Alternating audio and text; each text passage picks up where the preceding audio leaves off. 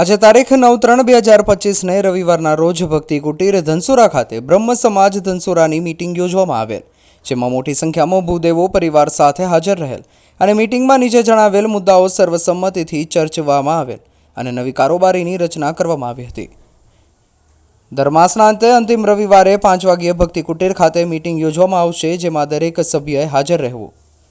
ધનસુરા બ્રહ્મ સમાજના દરેક સભ્યોએ માનવતાની દ્રષ્ટિએ શુભ તેમજ અશુભ પ્રસંગે અવશ્ય હાજર રહેવું। અગાઉના હિસાબ બાબતે ચર્ચા કરવામાં આવી। સભ્ય દીઠ વાર્ષિક 500 રૂપિયા ફી નક્કી કરવામાં આવી। ધાર્મિક પ્રસંગોએ કમિટી દ્વારા સૂચવ્યા મુજબની કાર્યવાહી કરવી। દર 2 વર્ષે કમિટીની પુનઃરચના કરવી। બ્રહ્મ એકતા માટે વાળા પ્રથા ભૂલી હું બ્રાહ્મણ છું તે કથન સાર્થક થાય તે રીતેનું આચરણ અમલમાં લાવવું।